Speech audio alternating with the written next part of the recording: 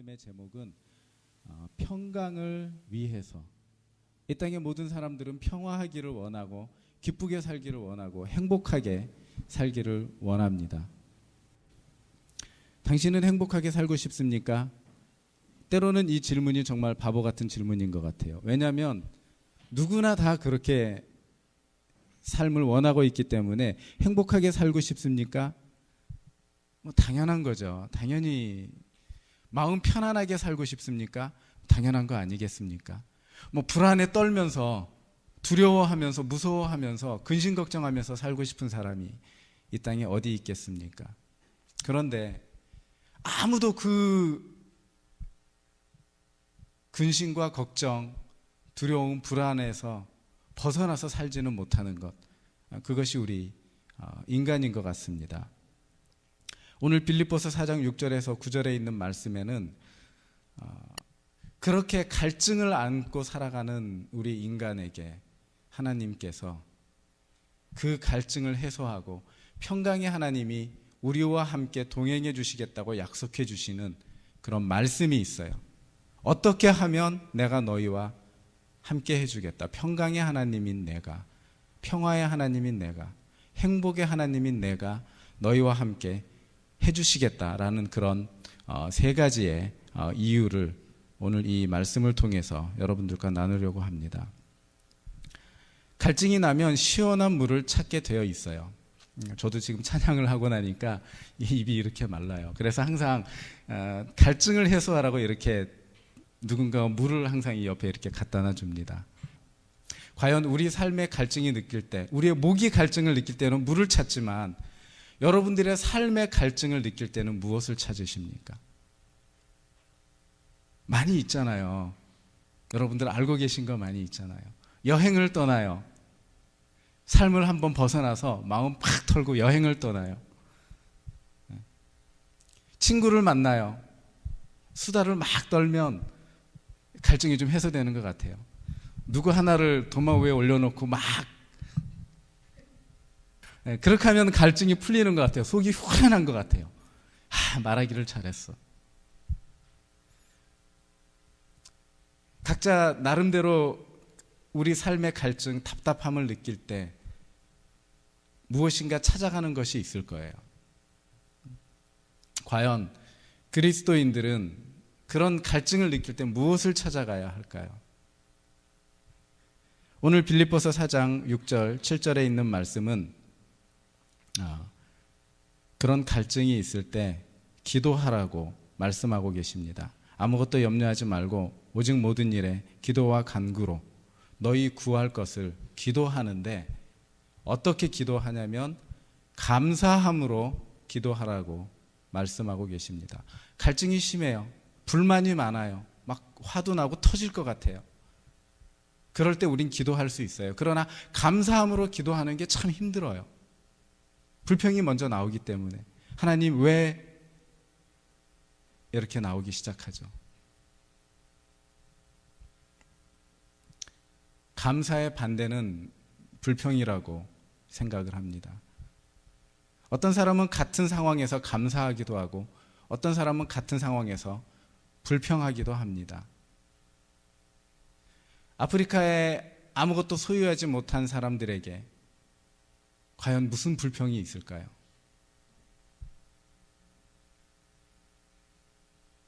아마 저희들이 이 캐나다에서 많은 것을 누리고 사는 우리들보다 불평이 없을 것 같아요. 항목을 적자면 그 사람들이 우리보다 필요한 게 너무 많아요. 꼭 필요한 게 너무 많아요. 기본적인 인간의 존엄성을 받으면서 살아가야 될 그들의 필요성이 있고 불평을 하자면 그들은 정말 많은 불평이 있을 겁니다. 그런데 제가 가만히 생각해 보니까 그 사람들이 갖고 있는 불평보다 더 많이 소유한 우리가 갖고 있는 불평이 더 많다는 거예요. 불편을 더 많이 느끼고 사소한 것에도 그냥 불평을 해버리는 그런 삶이 우리 삶에 너무 많다는 그 사실을 생각하게 됐습니다. 소금물을 마셔보신 분이 계신가요? 제가 어릴 때 독버섯을 먹었어요. 그런데 그걸 다 토해내야 되기 때문에 저희 부모님이 저에게 소금물 한 사발을 먹이셨어요. 얼마나 속이 뒤틀어지고, 그때 그 기분, 그 막 짜고 막 목이 타들어가는 듯한 느낌, 막 속에서는 울렁거리는 느낌. 이 소금물을 마시니까 정말 괴롭더라고요. 그것도 많이 마시니까. 독버섯 때문에 죽는 게 아니라 소금물 때문에 죽는 줄 알았어요. 불평은 그런 갈증 나는 소금물을 들이마시는 것과 똑같아요. 여러분들이 한번 시험 삼아서 소금물을 물에 타서 한번 이렇게 마셔보세요. 바로 무엇을 찾게 돼 있죠? 물을 찾게 돼 있습니다. 불평은 내가 소금물 한 잔을 마시고 또 마시고 또 마시고 또 마시고, 그 이야기는 뭐냐면요, 불평이라는 것은 계속 입으로 토해내면 토해낼수록 갈증을 만들어가는 것이 불평이라는 거예요. 해소될 줄 알고 또 마시지만 역시 소금물이에요. 해소될 줄 알고 막 불평을 했지만 여전히 또 불평거리가 생겨요. 또 불평거리가 생겨요. 거기서 자유로울 사람 아무도 없습니다. 다 알고 계시잖아요. 그러나 감사는 달라요.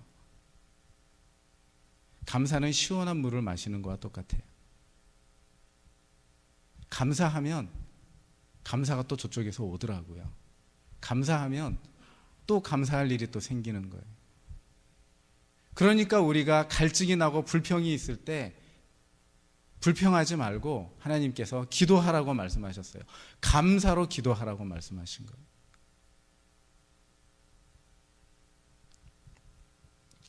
하나님은 100% 감사하는 사람에게 이끌리시는 하나님이심을 우리 성경에 봐서 알 수 있어요. 하나님께서는 불평하는 자에게 절대 이끌리시지 않으시더라고요. 성경을 보니까 하나님은 100% 감사하는 자에게 늘 이끌러 오셨고, 그 감사를 더욱 넘치도록 늘 채워주시는 그런 많은 예들이 성경 말씀에 있습니다. 그래서 갈증이 나는 삶 중에 우리 주님은 기도하면서 감사하라고 우리들에게 말씀하고 계십니다. 혹시 갈증을 느끼십니까? 지금 뭔가 불평거리가 머릿속에 잔뜩 있으십니까? 그러면 한번 무릎 꿇고 하나님 앞에 나에게 주신 것 한번 감사해 보시고, 또 십자가를 바라보면서 나 같은 사람을 위해서 우리 하나님이, 우리 예수님이 저 십자가에 달리셨구나, 내가 달릴 십자가에 달리셨구나 하고 감사할 수 있는 그런 마음. 그러면 평강의 하나님이 함께 하신다라고 말씀하셨어요. 그럼 정말 마음이 편안해져요. 여러분 불평해 보세요. 마음이 편안해집니까? 아니잖아요. 불평하면 이렇게 막 눈이 이렇게 막 올라가고 막 그러잖아요. 근데 감사로 기도를 하고 나면 왠지 마음이 평안해져요. 한번 좀 실험해 보시고 경험해 보세요. 그렇게 하신 분들도 많이 계시리라 생각합니다. 두 번째는 좋은 것을 생각하라라고 말씀하고 계세요. 빌립보서 4장 8절의 말씀입니다. 무엇에든지 참되며 무엇에든지 경건하며 무엇에든지 오르며 무엇에든지 정결하며 무엇에든지 사랑할 만하며 무엇에든지 칭찬할 만하며 무슨 덕이 있든지 무슨 기름이 있든지 이것들을 생각하라. 지금 제가 읽은 말씀은 다 좋은 것들이에요. 칭찬할 만하고 사랑할 만하고 세울 만하고, 그렇죠? 경건할 만하고 참되고 다 좋은 것들이에요. 불평이 있을 때 이 좋은 것들을 생각하라라고 말씀하고 계십니다. 사람이 불평거리가 있을 때 마음속에 무엇을 생각하게 되냐면 비교를 하게 됩니다. 비교가 얼마나 무서운 무기인지 여러분 잘 아시죠? 제가 처음에 말씀드렸듯이 우리는 많은 것을 누리고 있으면서도 불평이 많은 이유는요, 나보다 조금 더 가진 사람과 자꾸 내 삶을 비교하고 있기 때문에 나는 자꾸만 불평거리가 생기는 거예요. 나에게 주신 것, 좋은 것을 생각하면 기쁘고 감사할 수 있는데, 그 좋은 것을 생각하는 게 아니라 남이 갖고 있는 나와 다른 또 다른 것과 나를 비교하면서 그것만 생각해요. 그러니까 마음에 기쁨이 없어요. 마음이 자꾸만 더 비교하고 더 열등감을 느끼게 되는 것입니다. 한국 사람은 뒷동산을 올라가면서도 에베레스트 산을 올라가는, 히말라야 산을 올라가는 듯한 등산 장비를 메고 올라간대요. 왜 그럴까요?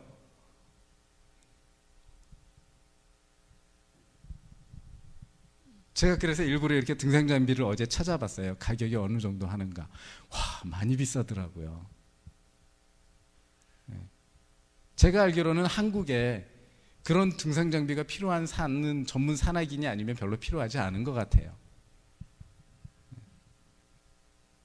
우리 혁준 형제가 그 전에 그런 얘기를 했던 것 같아요. 혁준 형제가 했는 얘기인지 아닌지는 잘 모르겠지만, 한국 사람은 텐트가 유명 상표 아니면, 텐트가 좋은 텐트 아니면 캠프장에도 함부로 못 간대요. 세상 말로 쪽팔려서. 그게 다 비교 때문에 그런 거 아닙니까?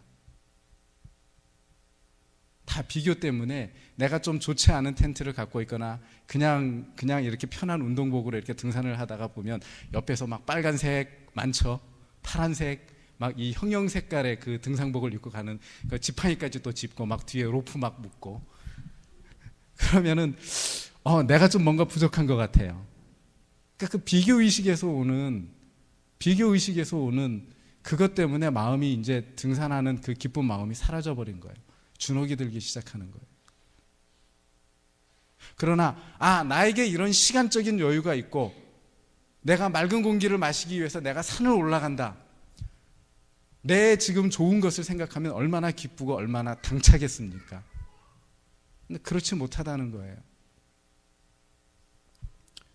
비교한다는 거 정말 위험한 겁니다. 우리들이 정말 기쁘게 살고 싶으면, 행복하게 살고 싶으면 비교하는 것에서부터 한 걸음 우리가 벗어나는 그 작업이 시작되면 우리의 삶은 조금 달라질 수 있어요. 교회 안에서도 비교가 참 많은 것 같아요. 우리의 살림이 다 다르잖아요. 우리가 드라이브하는 차가 다 다르잖아요.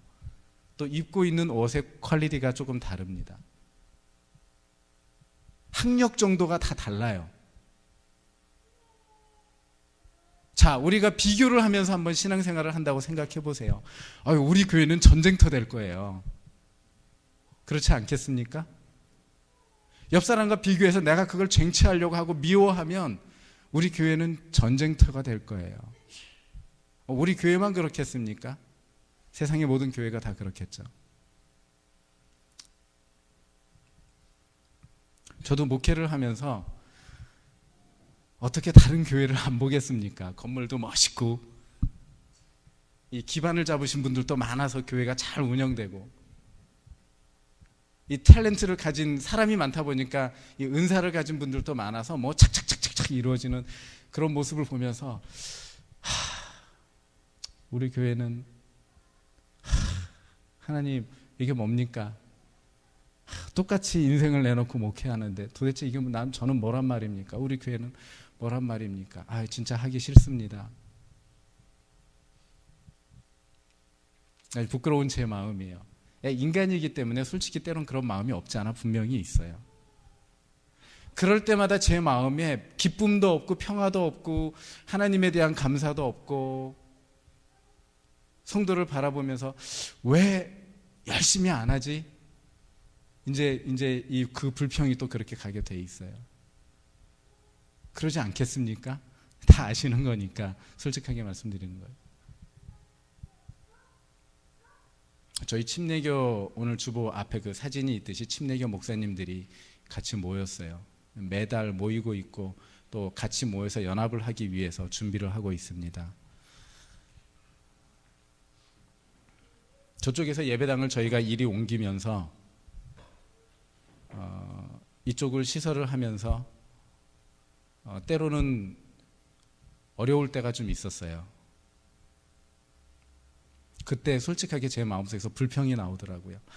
이게 내가 손이 10개면, 내가 힘이 장사면, 내가 능력이 조금 더 있으면, 재정이 좀 받침이 되면, 이런 불평이 막 나오기 시작하더라고요. 그런데 저희 침례교 목사님들이 모여서 교회 장소에 대해서 이야기를 하는데 너무나 감사한 거예요. 어떤 분은 교회 장소가 없어서 댄스 학원을 빌려서 예배를 드리는데 한쪽에선 댄스 음악이 쿵짝쿵짝쿵짝 들려오고 거기서 기도하고 예배 드리고,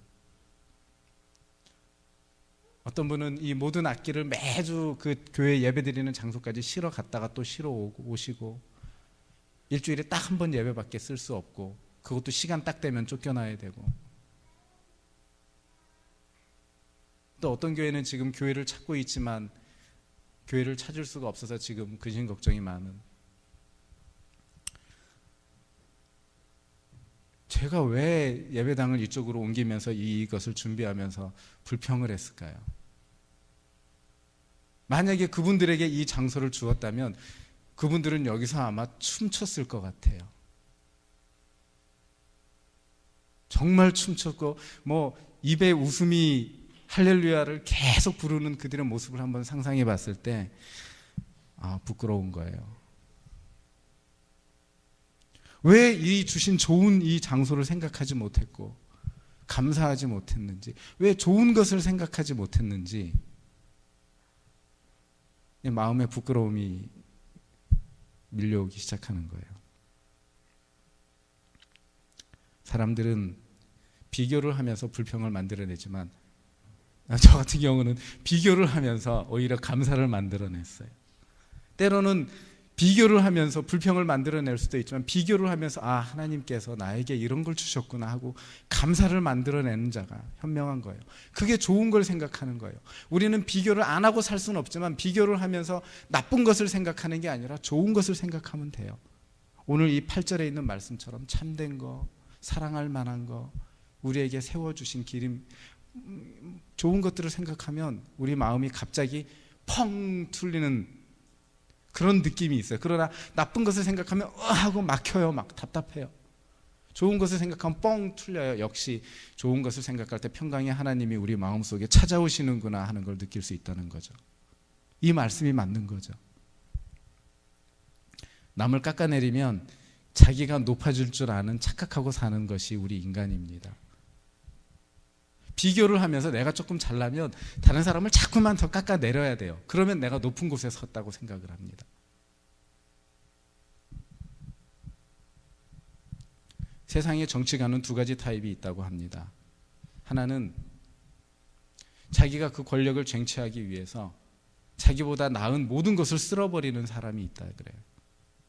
모든 것을 다 부정하고 모든 것을 다 권력으로 쓸어버리는 그런 정치가가 있는 반면에, 어떤 정치가는 자기를 반성하고 내가 이 지금 정치하는 이 사람들보다 더 높은 사람이 돼야 되겠다라고 더 나은 정치를 펼치려고 노력하는 사람이 있다고 합니다.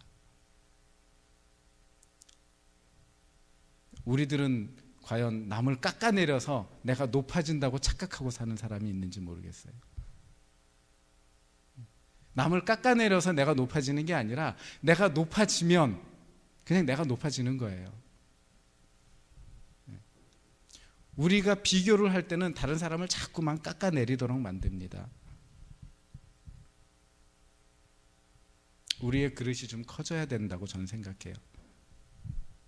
저도 그릇이 커져야 돼요. 그릇이 커지려면 찢어지고 깨지고 늘어나면서 그 겪는 고통이 있잖아요. 그렇지만 우리는 그릇이 커져야 돼요. 만약에 여기 이 물에다가 제가 소금을 한 주먹 집어넣고 섞어서 마신다고 생각을 해보세요. 마실 수 있겠습니까? 못 마실 것 같아요. 그러나 이만한 큰 양동이에 가득 담긴 물에다가 소금을 한 주먹 집어넣고 저은 다음에 물을 마실 수 있겠습니까? 마실 수 있겠죠. 소금 넣은 거 티도 안 날 거예요. 왜냐하면 그릇이 크기 때문에 그렇습니다. 그릇이 크잖아요. 담긴 게 많잖아요. 똑같은 소금 한 주먹이지만 이 속이 좁다면 그 소금 한 줌에 모든 불평, 모든 갈증, 모든 문제가 튀어나오기 시작합니다. 그러나 그릇이 크면 그 소금 한 줌쯤은 그냥 녹여버리고 아무것도 아닌 거 되는 거예요. 그렇죠? 나는 그릇이 어느 정도인가? 가끔 제 그릇이 컵 하나 같아요. 소금 한 줌에도 짰다가 갈증났다가 화냈다가, 이제는 좀 이렇게 넓은 양동이처럼 소금을 아무리 집어넣어도 포용할 수 있고 그것이 불평이 안 되는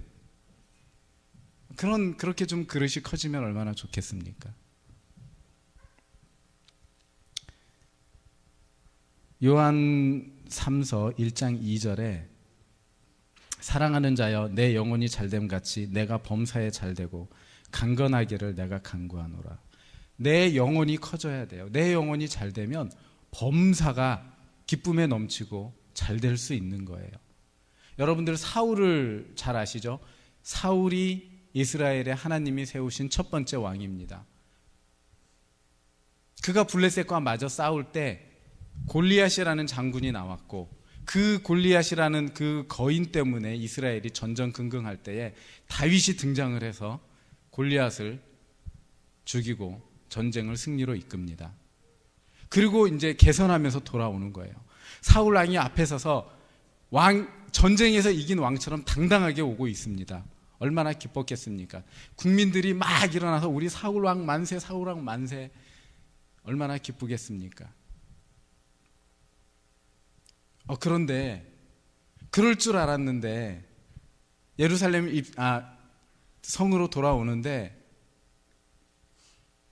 사울은 천천히요 다윗은 만만히 들어오다, 이런 소리가 들리는 거예요.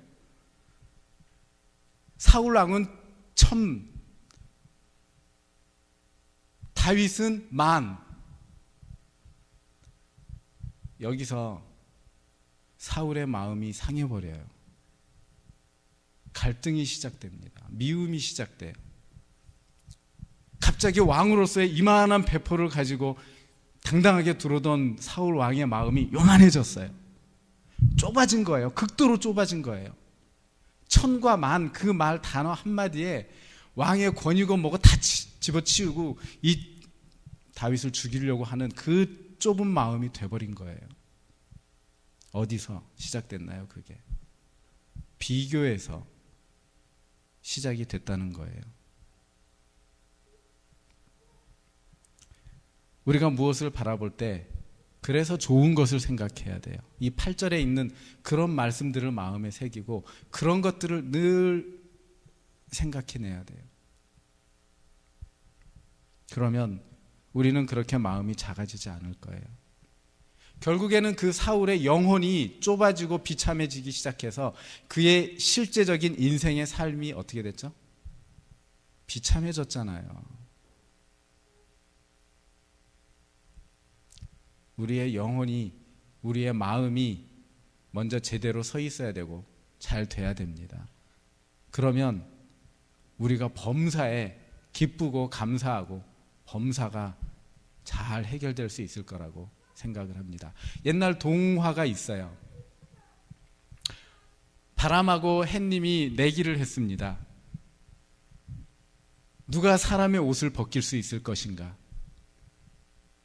바람은 그 위험으로 강하게 불어제꼈어요. 옷을 날려버리려고 강하게 불어제꼈지만 사람이 옷을 하나도 벗기지 못하고 오히려 단단히 매게 만들었어요. 이제 햇님 차례가 됐습니다. 해가 쨍쨍쨍 내리쬐기 시작해요. 강제가 아니에요. 그냥 더우니까 옷을 하나씩 벗기 시작합니다.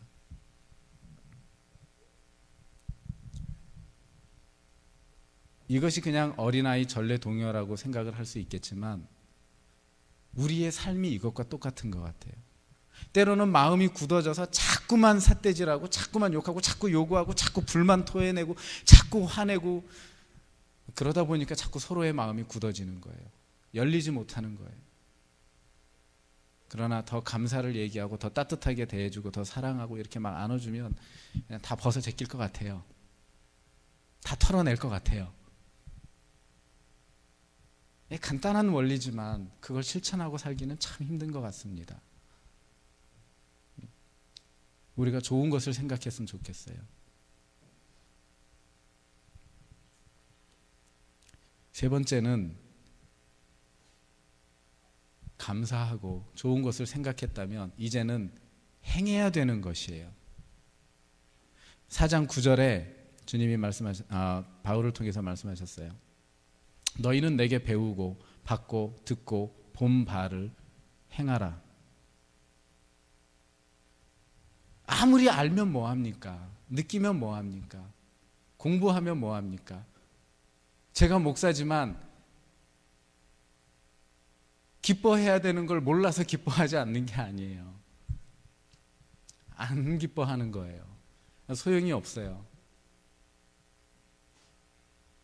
행하지 못하면 그것이 내 것이 절대 되지가 못합니다. 베드로가 예수님 앞에 서서 귀한 사명에 대한 말씀을 들었어요. 너는 장차 네가 원하지 않지만 띠띠우고 사람들한테 끌려가서 복음을 위해서 순교할 것이다 라는 이야기를 들었어요.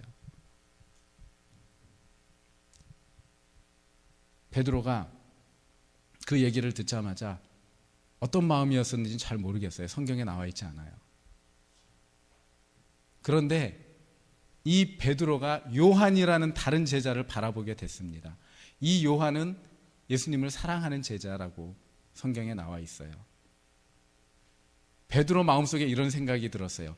내가 주님을 위해서 그런 희생의 삶을 산다면 그럼 이 요한은, 예수님을 이렇게 사랑한다고 하는 이 요한은 도대체 어떤 삶을 살까 궁금해지기 시작했어요. 그래서 물어봤어요. 예수님, 요한은 어떻게 될까요? 그러니까 예수님께서 요한에게 말씀하셨습니다. 요한복음 21장 18절에서 22절에 있는 말씀이 그 말씀이에요. 내가 올 때까지 그를 머물고자 하고자 할지라도 내게 무슨 상관이냐. 요한이 나를 사랑해서 순교하든 도망가든 뭘 하든 너에게 무슨 상관이냐. 너는 그냥 네가 할 일을 해라. 나를 따라와라. 이렇게 말을 하고 계시는 거예요. 우리는 무엇을 행하기 이전에 주위 사람을 봅니다. 저 사람이 저걸 하는가? 그럼 나도 해야 될 것 같은데? 저 사람이 안 하는데 내가 왜 해야 돼? 기준이 내가 아닌 거예요. 기준이 내가 아니라 내가 예수님과 하나님과의 관계, 나와의 관계 속에서 내가 이런 수직의 관계가 아니라 다른 사람이 내가 이 일을 하느냐 마느냐에 결정을 짓는 요인이 되어버리는 거예요. 베드로가 그랬어요. 요한의 삶이 왜 궁금합니까? 내가 예수님을 위해서 무엇을 할 것인가, 교회를 위해서 무엇을 할 것인가, 복음을 위해서 무엇을 할 것인가가 중요하잖아요. 그런데 왜 옆 사람이 하는 게 그렇게 중요해요? 옆 사람 하는 거 봤다가 뭘 하려고 합니까?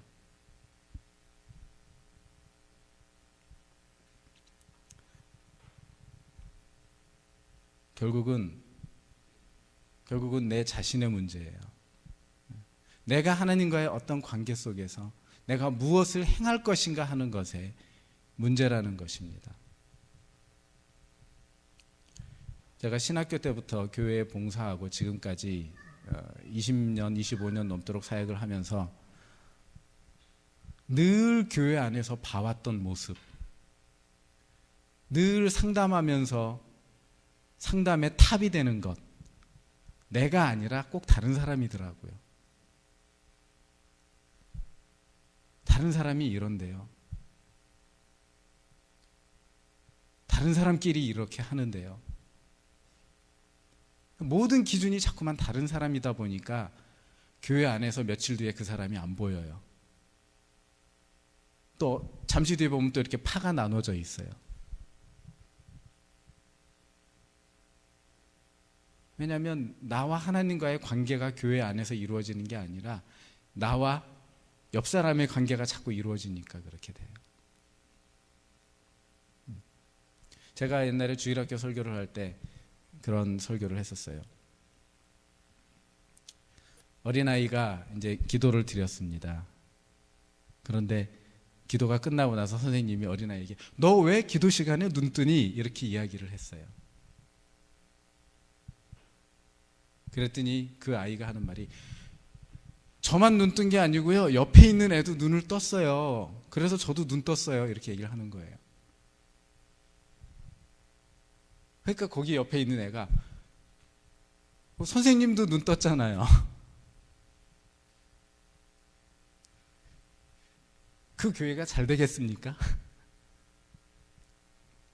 내가 눈을 뜬 것에 대한 관심은 별로 없어요.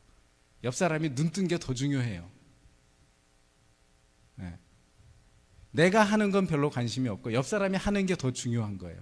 옆 사람이 신앙생활 잘하는가, 기도를 많이 하는가, 옆 사람이 헌금을 많이 하는가, 옆 사람이 선교를 가는가. 그게 내가 신앙생활하는 기준이에요. 옆 사람이 하는 게. 그런데 오늘 말씀은 우리 스스로가 배운 거, 받은 거, 들은 거, 본 것을 내가 스스로 실천하기를 원하시고 계시는 거예요. 그러면 마음이 가벼워져요. 그러면 하나님의 평강이 우리와 함께 하신다고 그랬어요. 평강의 하나님이 너희와 함께 계시리라. 상관없어요. 누가 뭘 하든지 상관없어요. 나에게 주어진 일을 내가 열심히 하면 기쁜 거예요. 베드로가 요한이 하는 걸 보고 따라가려고 했다면 베드로는 아마 순교 못했을 것 같아요. 베드로가 더 인정받는 사도가 되지 못했을 것 같아요. 왜냐하면 요한을 바라보니까 항상 요한 밑에밖에 있을 수가 없는 거거든요. 남의 밑에 있고 싶으시면 그 사람만 보고 그 사람만 따라하면 돼요. 그러고 싶지 않으시죠? 네. 내가 행할 거를 옆 사람과 상관없이 하나님 안에서 내 신앙에 따라서 행하다 보면 그 마음에 기쁨이 있고 평강이 생기는 것입니다.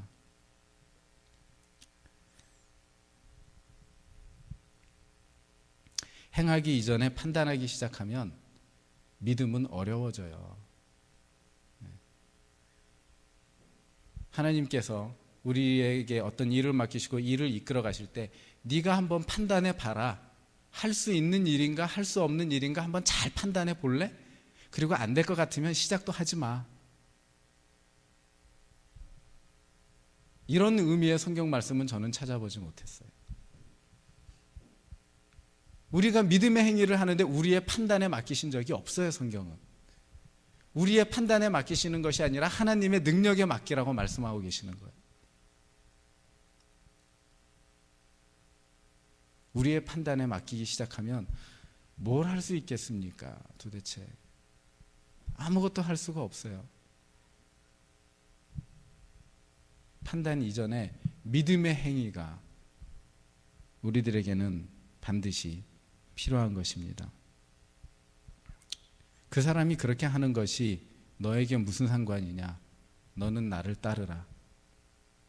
옆을 바라보지 않고 우리가 주님만 보고 따라가면 정말 행복해질 것 같지 않습니까? 내가 옆 사람 때문에 속상한 거, 이거 잘라버릴 수 있어요. 내가 옆 사람을 미워했던 거, 이거 잘라버릴 수 있어요.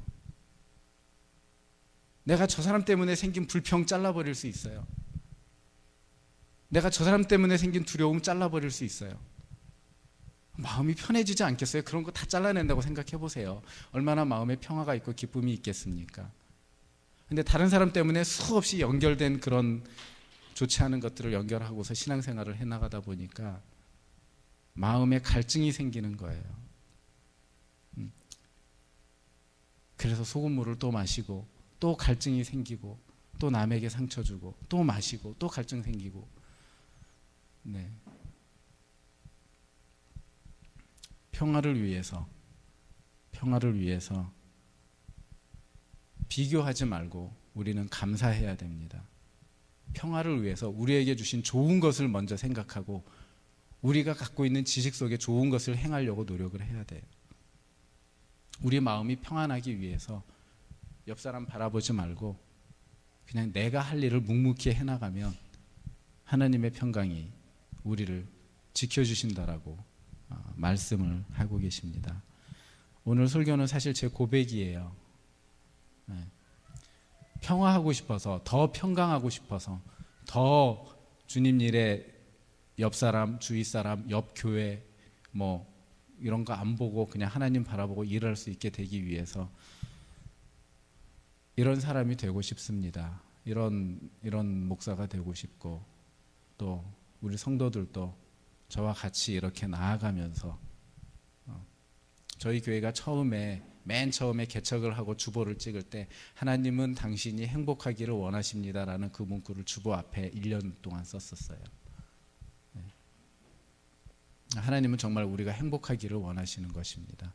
우리 하나님과 함께 행복할 수 있는 여러분들의 삶이 되시기를 바랍니다. 기도하겠습니다. 하나님, 주님.